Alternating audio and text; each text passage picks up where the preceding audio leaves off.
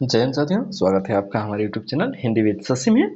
तो जो हमने यूजीसी नेट के लिए कार्यक्रम शुरू किया था, उस क्रम में सबसे पहले कहानी पढ़े, कहानी खत्म हो गई, उसका प्लेलिस्ट हमने बना दिया है। फिर हम शुरू कर रहे हैं यूनिट 5 जो कि कविता है।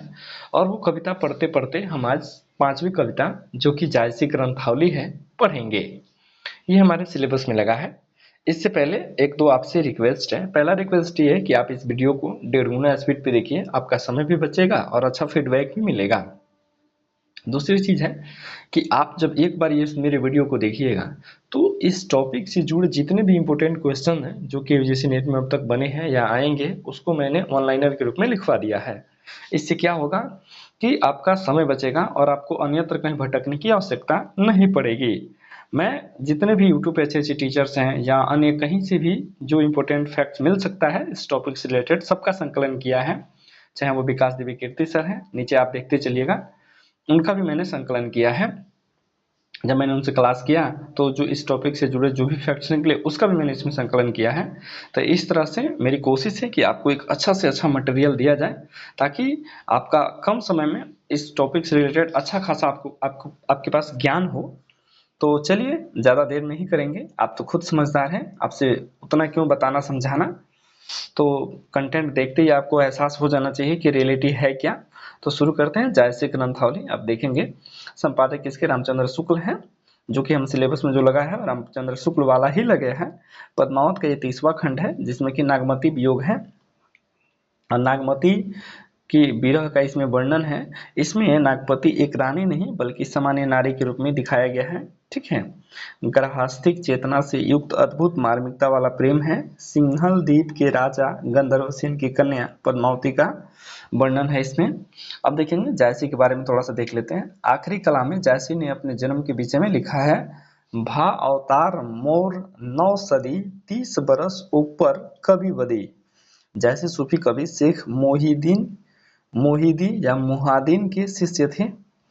शुक्ल ने पद्मावत के पूर्वार्ध को कल्पित एवं उत्तरार्ध को ऐतिहासिक माना है। शुक्ल के अनुसार कबीर ने केवल भिन्न प्रतीत होते हुए परोक्ष सत्ता की एकता का आभास दिया था।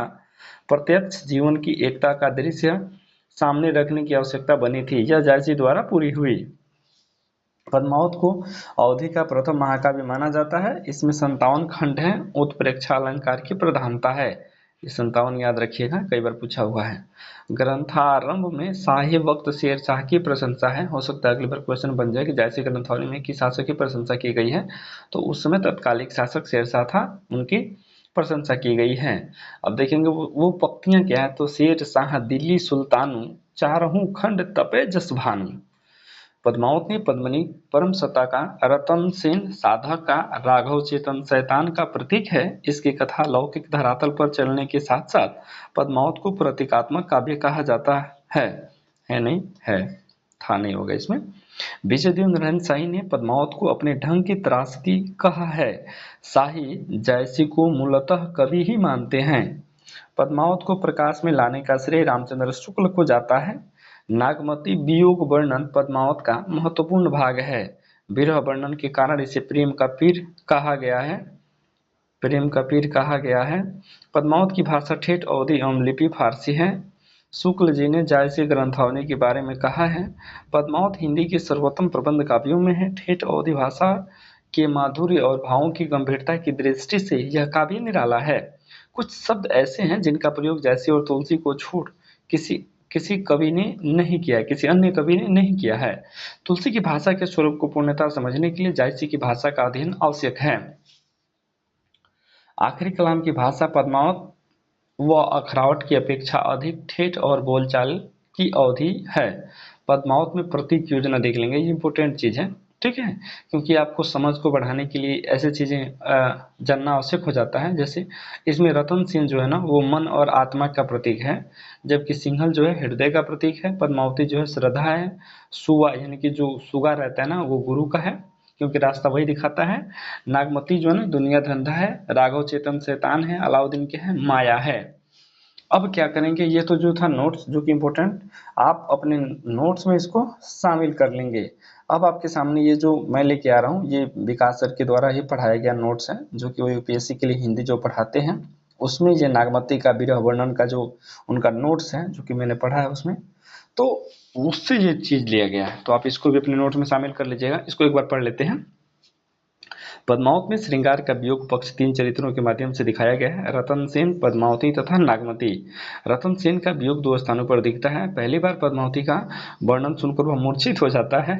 वह पद्मावती से मिलने तक वियोग की स्थिति में रहता है, जिसे पूर्व राग कहा जाता है। दूसरा स्थान वह है जहाँ पद्मावती का दर्शन करते ही पुनः मूर्छित हो जाता है तथा होश में आने पर उसे न पाकर वियोग अनुभव करता है। पद्मावती का वियोग भी 2 स्थानों पर है।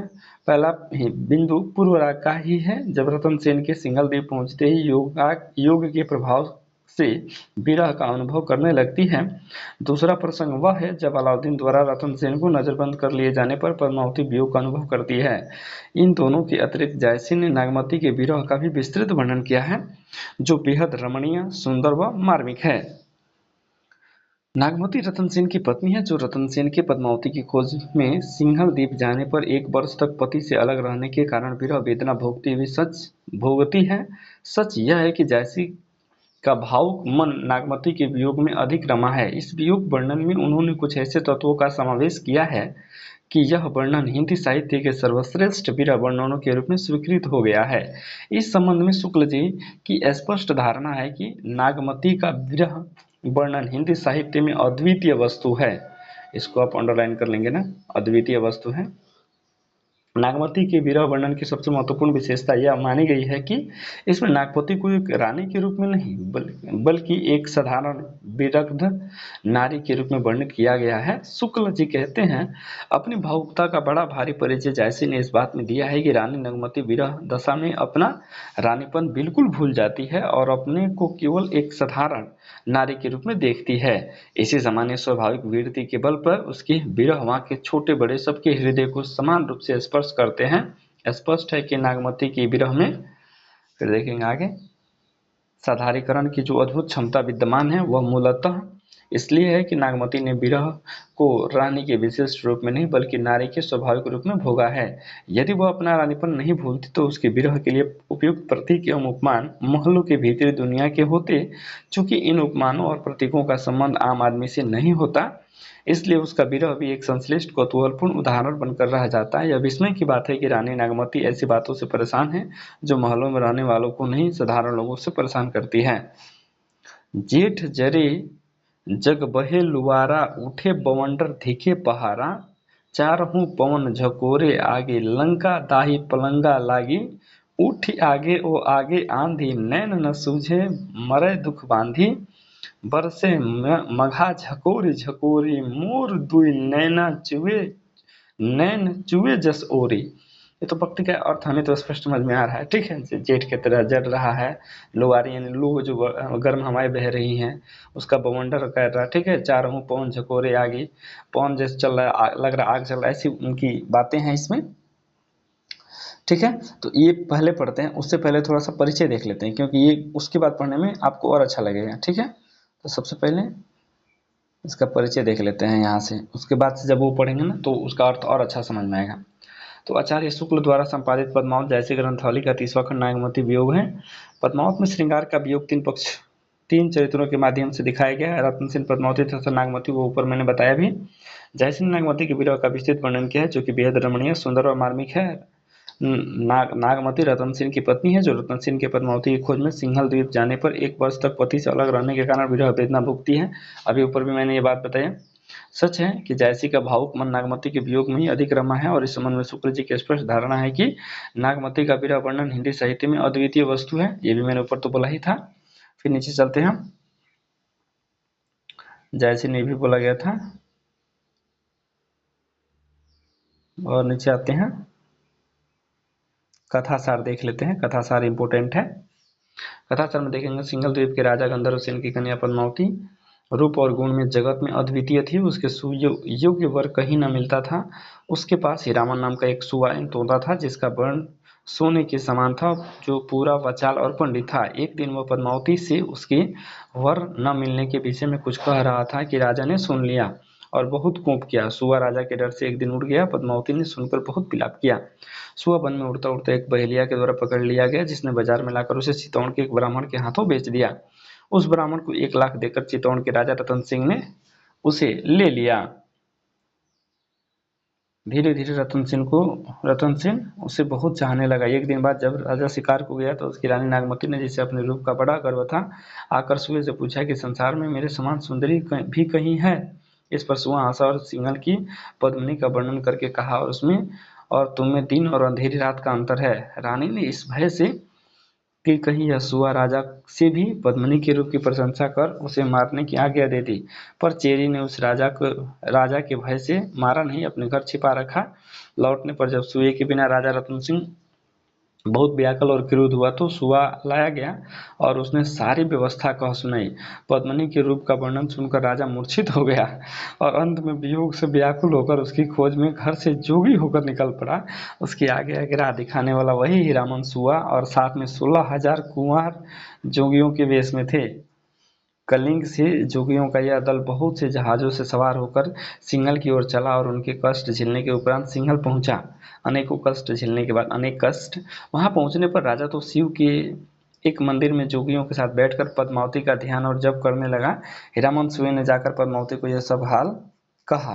राजा के प्रेम की सत्यता के प्रभाव से पद्मावती प्रेम में विकल हुई। श्री पंचमी के दिन पद्मावती शिव पूजन के लिए उस मंदिर में गई और राजा उसके रूप को देखते ही मूर्छित हो गया, उसके दर्शन अच्छी तरह न कर सका। जागने पर राजा बहुत अधीर हुआ। इस पर पद्मावती ने कहला भेजा कि समय पर तो तुम चूक गए, अब तुम इस दुर्गम सिंगल गेट पर चढ़ सको तभी मुझे देख सकते हो। शिव से सिद्धि प्राप्त कर राजा रात को जोगियों सहित गढ़ में घुसने लगा, पर सवेरा हो गया और पकड़ा गया। राजा गंधर्व सेन की आज्ञा से रतन सेन को सूली पर चढ़ाने ले जाया जा रहा था कि इतने में 16,000 जोगियों का गढ़ आ घेरा। महादेव, हनुमान आदि सारे देवता जोगियों की सहायता के लिए आ गए। गंधर्व सेन को सारी सेना हार गई। अंत में जोगियों के बीच शिव को पहचान कर गंधर्व सेन उनके पैरों में गिर पड़ा और बोला कि पद्मावती आपकी है, जिसको चाहे दीजिए। इस प्रकार रतन सेन के साथ पद्मावती का विवाह हो गया और दोनों चित्तौड़गढ़ आ गए। रतन सेन की सभा में राघव चेतन नाम का एक पंडित था, जिसे यक्षिणी सिद्ध थी, और पंडितों को नीचा दिखाने के लिए उसने एक दिन प्रतिपदा को द्वितीय कह करके यक्षिणी के बल से चंद्रमा दिखा दिया था।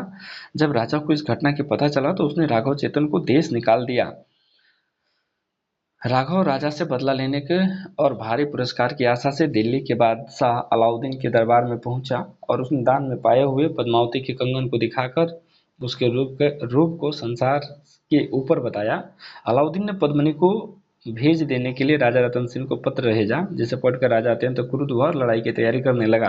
कई वर्षों तक अलाउद्दीन चित्तौड़ को घेरे रहा पर उसे तोड़ न सका। अंत में उसने छल पूर्वक संधि का प्रस्ताव भेजा। राजा ने स्वीकार करके बादशाह की दावत दी। राजा के साथ शतरंज खेलते समय अलाउद्दीन ने पद्मिनी के रूप की एक झलक सामने रखे हुए दर्पण में देखी, जिसे देखते ही वह मूर्छित होकर गिर पड़ा। प्रस्थान के दिन जब राजा, देखते हैं यहाँ पे, जब राजा बादशाह को बाहरी फाटक तक पहुंचाने गया तब अलाउद्दीन के छिपे हुए सैनिकों द्वारा पकड़ लिया गया और दिल्ली पहुंचाया गया। पद्मिनी को जब यह समाचार मिला तो बहुत व्याकुल हुई, पर तुरंत एक वीर छत्राणी के समान अपने पति का उद्धार का उपाय सोचने लगी। यहाँ तक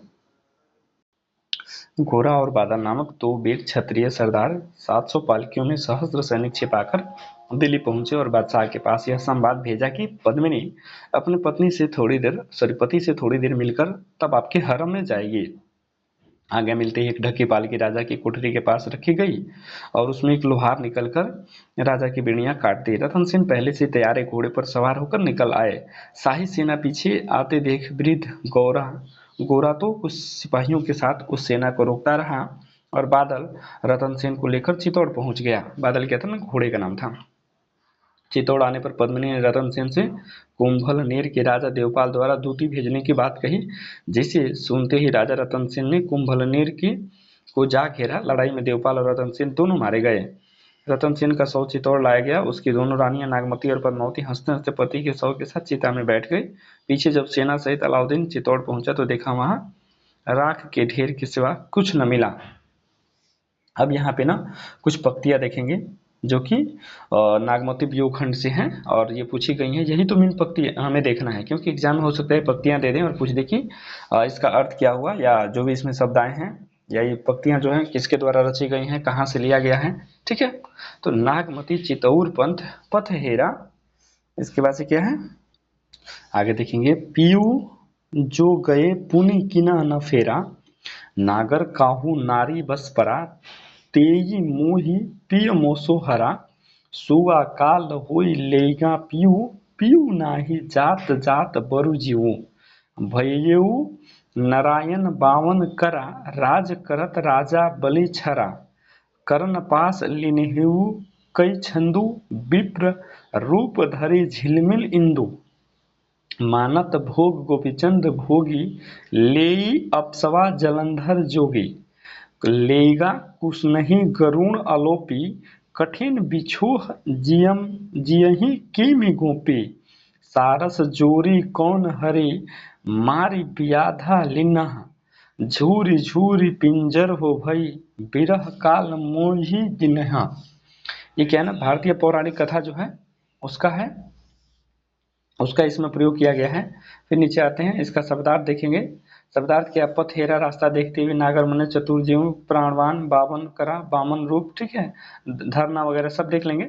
इसके बाद फिर दूसरा क्या है, पीयू वियोग अस बाउर जीव, पपीहा नित बोले पीयू पीयू, अधिक काम दाधो सो रामा, हरि ली सुआ गयौ पीयू नामा, बिरह बान तस लाग न डोली, रकत पसीज भिज गई चोली, सूखा हिया हार भभारी, हरि हरि प्राण तजहि सब नारी, खन एक आव पट मह सासा, खानहि जाई जीव होई निराशा, पवन डुलावहि सिंचहि चोला, पहर एक समुझहि मुख बोला, प्राण पयान होत को राखा, को सुनाव प्रीतम कै भाखा, अहि जो मेरे विरह के आगे उठे तेहि लागी, हंस जो रहा शरीर मह, पाख जरा गा भागी। इसमें क्या अलंकार रूपक है, अतिशयोक्ति है। फिर आगे देखेंगे, हम तो कुछ पंक्तियां आपको बताते चलें ताकि एग्जाम में यदि ये पंक्तियां आए तो आप यहाँ से आइडिया रहेगा कि कहाँ से पूछी गई हैं। तो यहाँ आप देखेंगे एक और है, पाट महादेव हिये न हारू, समझी जीव चित चेत सुभारू, भौर कमल संग हुई मिरावा, सांवरी नेह मालती पह आवा, पपीह स्वाति सौ जस प्रीति, टेकु पियास बांधु न मन थीति, धारती जस गगन सो नेहा, पलटी आव बरसा ऋतु मेहा, पूनि बसंत ऋतु आव नवेली, सो रस सो मधुकर सो बेली, जीनि अस जीव करसि तुबारी, यह तरिवर पुनः उठई संवारी, दीन तस बीनु जल सूखी विधंसा, पूनि सोई सरवर कोई सोई हंसा, मिलहि जो बिछुरे साजन, अंकम भेंट गहंत, तपनी मृग सीरा जैस है ते अद्रा पलुहंत। इसमें अलंकार उपमा है, दृष्टांत है। इसका अर्थ नीचे दिया गया है, पट महादेव यानी पटरानी मेरा मतलब मिलाप, सावरी मन स्मरण करके।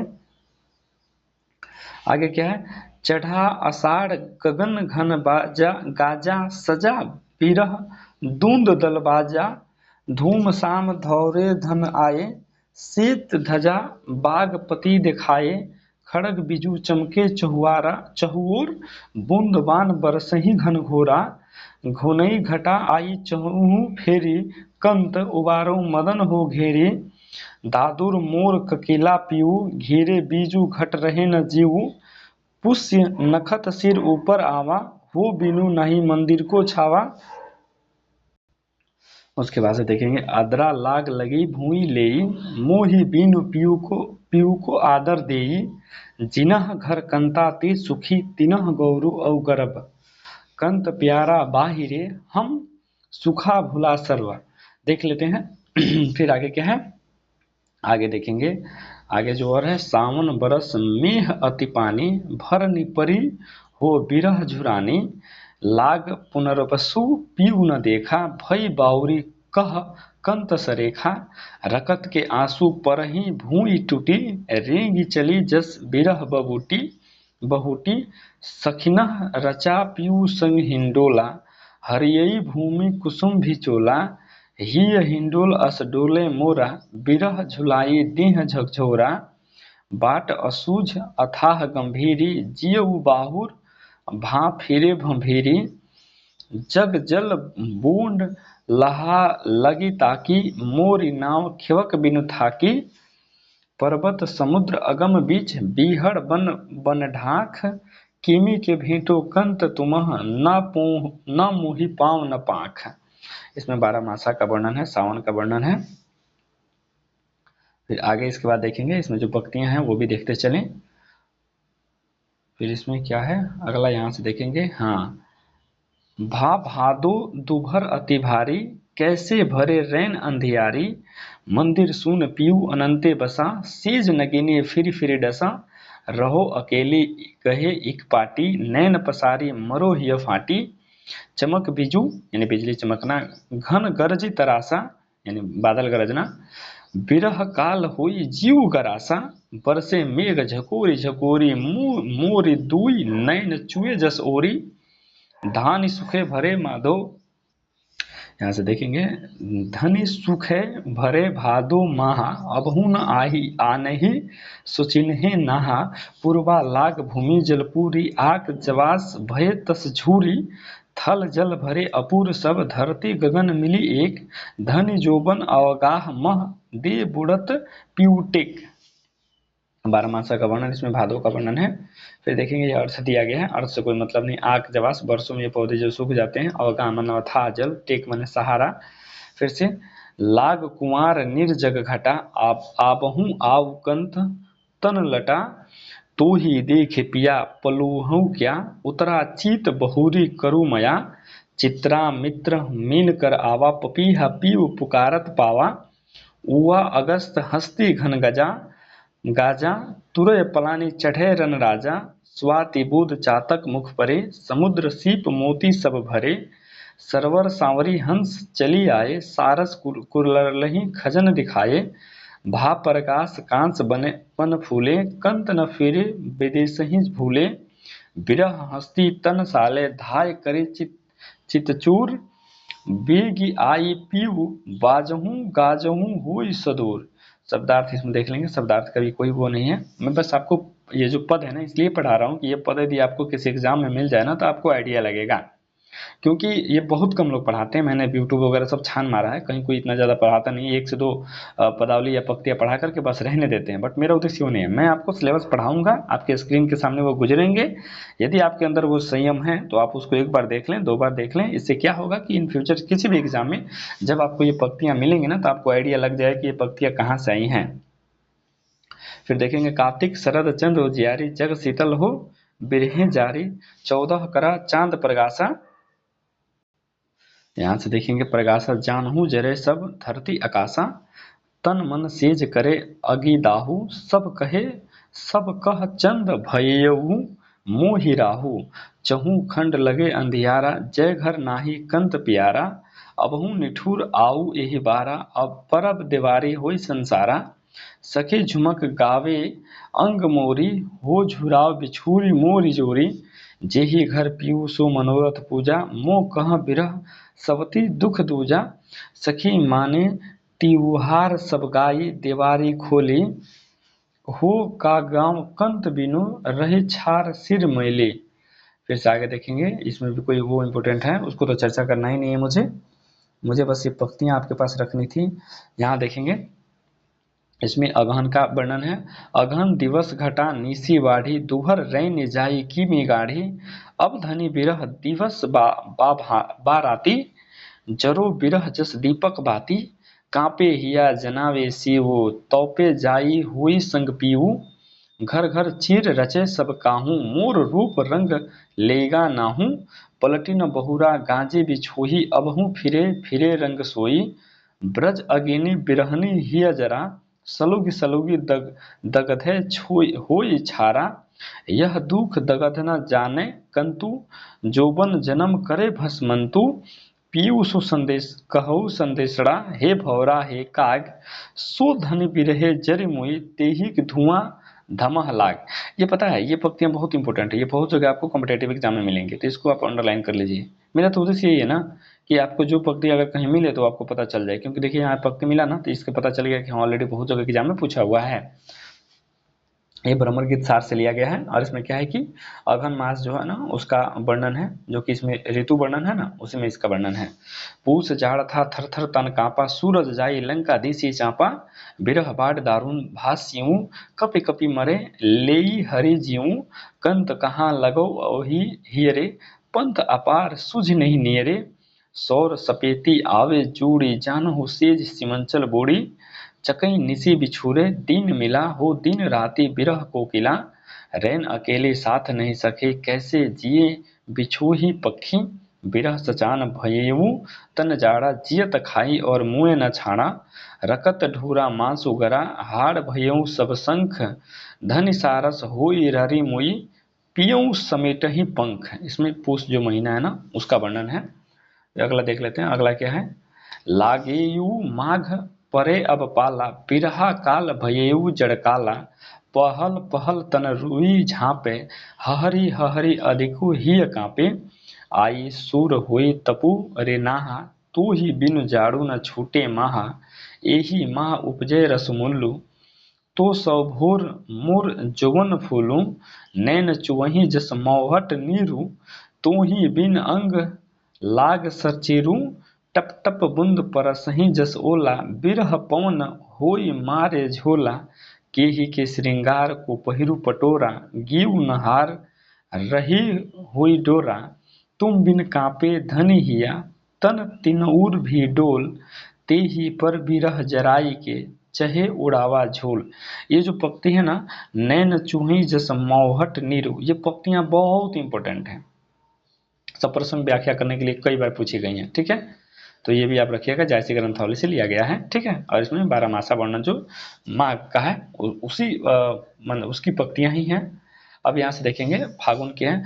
फागुन पवन झकोरा बहा, चौगुन शिव जाई नहीं सहा, तन जस पियर पात भा मोरा, ते ही पर बिरह दे झकझोरा, तरवर झरही झरही बन ढाखा, भई अनंत फूली फरी शाखा, करही वनस्पति ये हलासु, मो कह भा जग दुन उदासु। फिर आगे वाला देखेंगे, आगे वाला यहाँ से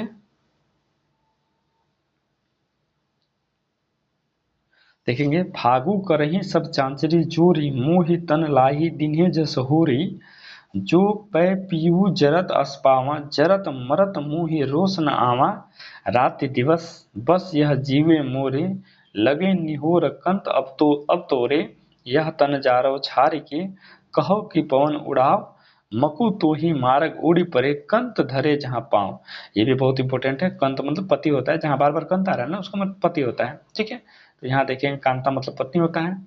ठीक है, ये सब इंपॉर्टेंट पंक्तियाँ 3-4 लाइन। ठीक है, इसको आप अपने नोट्स में शामिल कर लेंगे। ठीक है, ये भी विकास सर जब पढ़ाते थे बार बार तो कंत धरे जहाँ पाँव इसका मतलब वर्णन करते थे, या बात बात में ये बात कहते थे, इसका अर्थ है कि इंपॉर्टेंट चीज़ है। ठीक है, आगे देखते हैं आगे क्या है। इसमें क्या है, फागुन महीने का वर्णन किया गया है। अब आप देखेंगे चैत्र महीने का, चूंकि इसमें है ना ऋतु वर्णन, तो उसके हिसाब से ऋतुओं के हिसाब से बिरह का वर्णन दिखाया गया है जैसे ग्रंथावली में, तो आपके सामने है, देखते चलेंगे।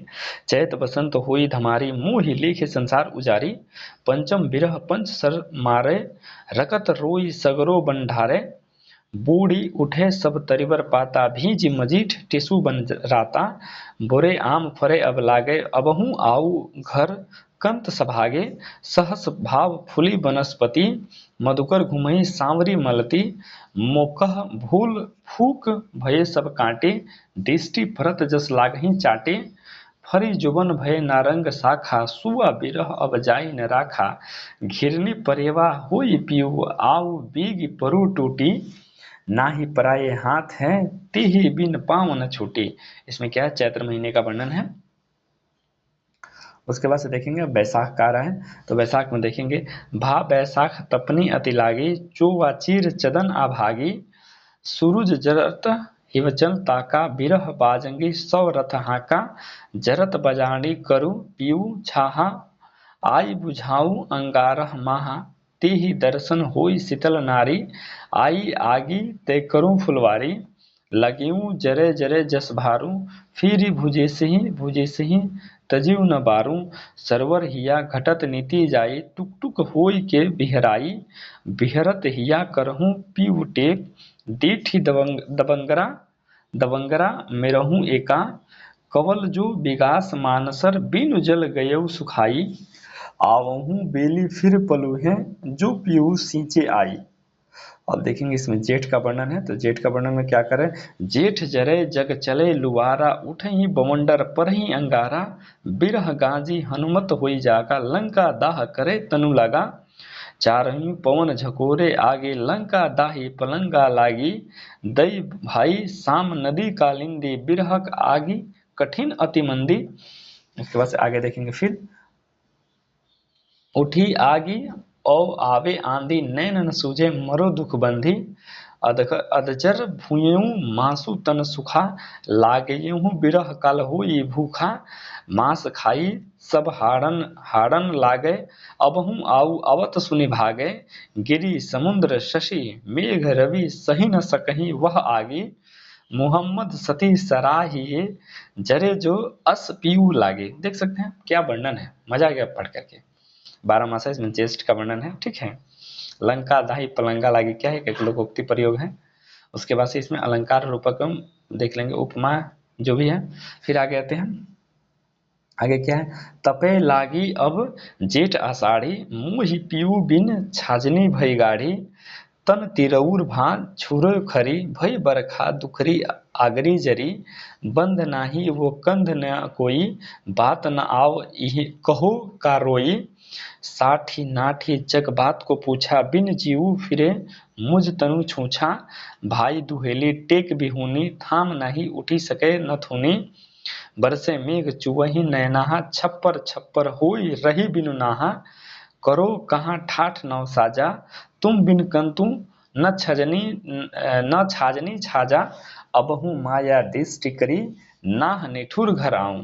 देख सकते हैं हर एक बात में घर आने के लिए ये जो इसमें वो क्या बोलते हैं नायिका है, उसका विरह का क्या दशा है उसका वर्णन है, स्पष्ट समझ में आ जा रहा है, आषाढ़ का है, ठीक है। अब आगे क्या है, आगे देख लेते हैं। आगे जो है, रोई गंवाए 12 मासा, सहस सहस दुख एक एक सांसा, तिल तिल बरख बरख परिजाई, पहर पहर जुग जुग न सिराई, सो नहीं आवे रूप मुरारी, जासो पाँव सुहाग सुनारी, साँझ भये झुरी झुरी पथ हेरा, कौन सिघरी करे पीऊ फेरा, दई कोयला भई कंत स्नेहा, तोला मासु रहा नहीं देहा, रकत न रहा बिरह तन गरा, रति रति हुई नैनह ढारा, पाय लगी जोरे घनित हाथा, जरा नेह जुड़ाऊ ना था, बरस दिवस धनि रुई के हरि पारिचित झंखी, मानुष घर घर घर बूझ के बुझे निसरी पंखी। इसमें क्या है ना कि ये 2-3 पंक्तियां मुझे मिल गई इंपॉर्टेंट, जिसका हमेशा सर चर्चा करते थे, किधर गया और देखेंगे, हाँ ये वाला, दही कोहिला भई कंत स्नेहा, तोला मासु रहा नहीं देहा, रकत न रहा बिरह तन गरा, रति रति हुई नैना ढारा। यहाँ देखेंगे कि देह जो होता है ना, कोयला हो गया है जल करके, एक तोला मांस भी शरीर में नहीं रहा, देह में नहीं रहा, रकत भी नहीं रहा, ब्लड नहीं रहा, ठीक है, विरह में ऐसी हालत हो गई है नायिका की। तो ऐसी सब पंक्तियां हैं। फिर आगे आते हैं, यहाँ से देखेंगे, भाई पुछार लिनह बनवासु, बैरिनी सावती दिनह चिलवासु, हो खरबान बिरह तनु लागा, जय पीऊ आवे उड़ही ते कागा, हारिल भाई पंथ में सेवा, अब तह पठऊ कौन परेवा। फिर आगे वाली पंक्तियां देख लेते हैं, आगे वाली पंक्तियां यहाँ से हैं,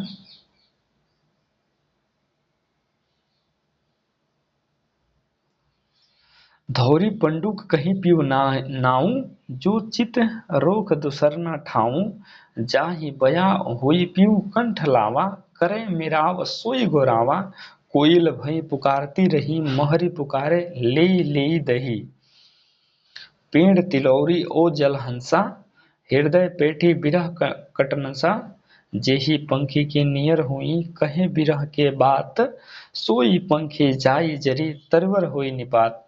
ठीक है, इसमें सलेश अलंकार की सुंदर योजना है। पूरे कर्वड़क में अर्थ नागमती की विरादशा को व्यंजित करता है, दूसरा अर्थ जायसी के पक्षी ज्ञान का परिचय देता है। फिर आगे चलते हैं, ये इंपॉर्टेंट तो हम लोग के पास है नहीं, क्योंकि हम लोग को मेन क्या है ना, ये पद देखने हैं। जैसे कुहकी जस कोयल रोई, रकत आंसू घुघुची बन बोई, भर करमुखी नैन तन राती का सिराव बिरहा दुख ताती जड जड डाढ़ी होई बनवासी तह तह होई घुकुच के राशि बुंद बुंद मह जानहु जीऊं गुंजा गुंजी करे पीऊं पीऊं तेहि दुख भये परास निपाते लोहू बुड्ढी हो उठे होई राते राते बिंबे भिजे तेहि लोहू परवर पाक फाट हिय गहूं देखो जहाँ होई सोई राता जहाँ सुरतन कहे को बाता नाही पावस ओही देसरा नाही हेमंत बसंत ना कोकिल ना पपीहरा जेहि सुने आवे कंत। ठीक है, तो इस तरह से यहाँ पंक्तियाँ देख लिए, लेकिन अब ऊपर चलते हैं। ऊपर जो नोट्स मैंने छोड़ा था वो नोट्स यहाँ से देख लेंगे। ये तो हमने वहाँ देख ही लिया था कि बरसे मेघ जकोरी जकोरी मोर दूनु नैन चुए जस ओरे। इसके बाद से नागमती के विरह में एक बहुत ही बड़ी विशेषता है कि आत्मविस्तार। इस दृष्टि से हिंदी साहित्य में ऐसा दूसरा उदाहरण नहीं मिलता है। यह स्वाभाविक सी बात है कि जब व्यक्ति वियोग में होता है तो अन्य व्यक्तियों को अपना दुख बताना चाहता है और दुख दूर करने में उनकी सहायता भी चाहता है। भावुकता से अधिक होने पर विरही व्यक्ति प्रकृति से भी दुखी होने की उम्मीद करता है। जैसे सूर की गोपियाँ कहती हैं, मधुबन तुम कत रहत हरे। ठीक वैसा ही अनुभव रामचरितमानस में भी होता है। जब सीता के अपहरण के बाद वियोग की दशा में राम वन के पशु पक्षियों से पूछते हैं, हे खग हे मृग हे मधुकर श्रेणी तुम देखा श्रीता मृग नैनी। ऐसी अवस्था नागमती की भी है। जो नागमती कभी कभी बड़े राजाओं पर भी ध्यान नहीं देती थी, वही अब पक्षियों से अपने हृदय की वेदना कह रही है। पीयू सो कहयऊ संदेशड़ा हे भौरा हे काग सो धनी बिरहे जर मुई तो ही के धुआं हम ही लागो। ऐसा उदाहरण तो हिंदी साहित्य में भी और भी हैं, किंतु विशेष बात यह है कि हिंदी साहित्य में पहली बार प्रकृति विरही की दुख से व्यथित होती है और दुख दूर करने के लिए सक्रिय रूप से शामिल होती है। नागमती से एक पक्षी कहता है, फिरी फिरी रोऊं रोव कोई नहीं डोला आधी रात विहंगम बोला तू फिरी फिरी दाहे सब पाखी केहू दुख रहनी न लावसी आँखी।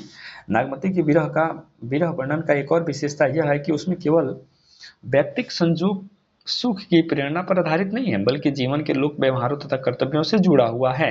नागमती मध्यकाल की एक हिंदू नारी है जिसके जीवन की सारी सार्थकता उसके पति में केंद्रित है। नागमती के विरह में दोहरा दुख है। एक तो यह पति नहीं है और दूसरा यह है कि पति एक और नारी की खोज में गया है। इन सारे तनावों के बीच नागमती विरह को गारहस्तिक रूप देती है। अच्छा, गारहस्तिक शब्द जो है ना, और ऊपर जो मैंने नोट्स बनाया था उसमें डायरेक्ट शामिल कर दिया था, और यहाँ आप ओवरऑल पढ़िएगा ना तो समझ में आएगा कि क्या निकल के आ रहा है। उसे भोग से नहीं, फिर नीचे आते हैं,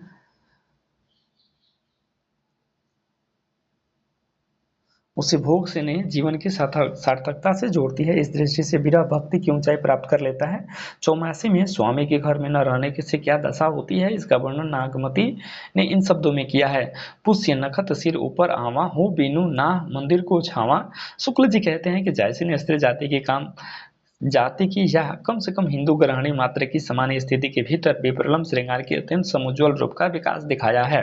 यह आंशिक मासुकों की निर्लज प्रलाप नहीं है, यह हिंदू गृहिणी की विरहवाणी है। इसका सात्विक मर्यादा पूर्ण माधुर्य परम मनोहर है।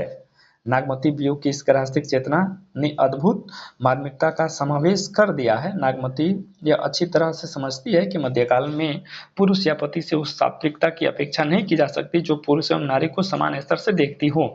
ऐसी स्थिति में यह स्वाभाविक है कि उसको जितना भी मिल सके अपने पति का सहारा मिल जाए।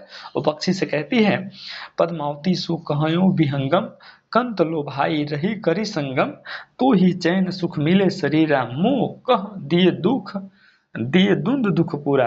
स्पष्ट समझ में आ रहा है कि पद्मावती सो कहना कि विहंगम विपक्षी कहना, कंत लो भाई मेरे पति को लुभा ले रही है, उसके साथ संगम कर रही है, और तू ही चैन सुख मिले शरीरा, उसके शरीर को सुख मिल रहा है जबकि मुझे दुख मिल रहा है। फिर ठीक है, आगे फिर आते हैं। उसके बाद से क्या है कि नागमती क्या वियोग अपनी प्रतिबद्धता में भी अनूठा है। अपने पति के दायित्वहीन व्यवहार के बावजूद वो अपने प्रेम में पूरी तरह दृढ़ है। उसकी अंतिम इच्छा ये भी है कि उसका प्रिय से संगम न हो तो भी कम से कम इतना अवश्य हो जाए कि मेरे जलने के बाद पवन मेरी राह को उड़ाकर उस रास्ते पर बिछा दे जहां मेरे पति आने वाले हैं। इस बिंदु पर स्पष्ट होता है कि उसके जीवन की संपूर्ण सार्थकता पति के कष्टों को बचाने में है। व्यक्तिगत भोग उसे लेस मात्र भी इच्छा नहीं है। वह कहती है कि यह तन जारो छार के कहो कि पवन उड़ाव, मकु तो ही मार्ग उड़ी परे कंत धरे जहां पाँव। ये भी इंपोर्टेंट पंक्तियां हैं, ठीक है, बहुत इंपोर्टेंट पंक्तियां। विकास सर अक्सर इसकी चर्चा करते रहते थे, तो इसको भी अपन नोट्स में शामिल कर लीजिएगा।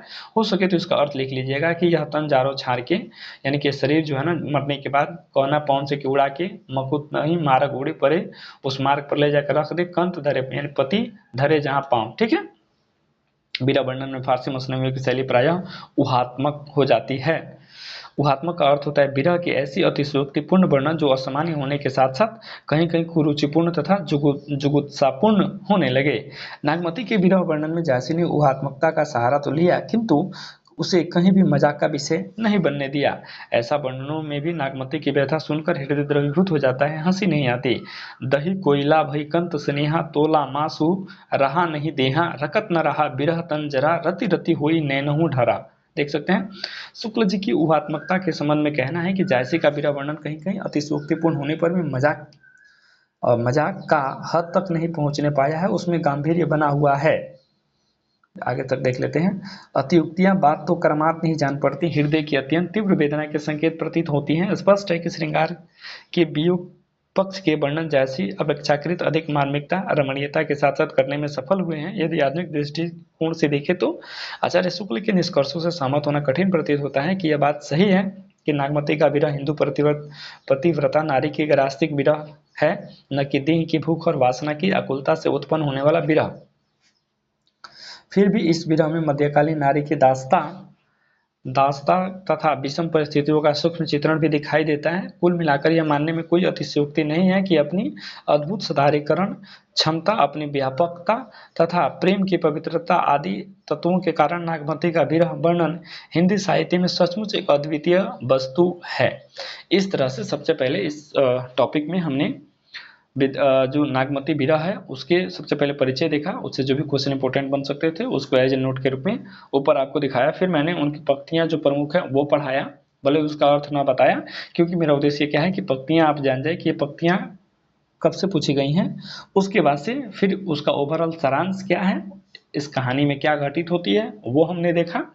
उसके बाद से क्या है ना कि अगर जब आप किसी चीज़ की मेंस की तैयारी करेंगे तो उसमें कैसे कैसे क्वेश्चंस बनेंगे। जैसे उसमें क्वेश्चन बन जाएगा, क्या नागमती विरह वर्णन मध्यकालीन नारी की दास्ता का चित्रण है, इसको बताएं कैसे, अगर है तो ठीक है। तो उस क्वेश्चन का आंसर क्या होगा, चूंकि सर जो यूपीएससी के लिए पढ़ाते थे ना, तो मेंस के लिए जो सवाल आते थे हिंदी से, तो उसका इसमें भी वर्णन है, तो वो मैं आपके लिए नहीं चर्चा करूंगा, ठीक है। फिर अगला इसमें ऐसे क्वेश्चन है जैसे जायसी का रहस्यवाद, यानी कि जायसी रहस्यवादी थे कैसे, तो उसमें जायसी का रहस्यवाद के बारे में लिखना होता है। तो ये यहाँ से नीचे दिया गया है, बट उसकी चर्चा हम नहीं करेंगे क्योंकि हमें तो उससे नहीं है, हमें बस नेट देखना है, ठीक है। तो ये रहा, मिलेंगे अगले वीडियो में, तब तक के लिए धन्यवाद।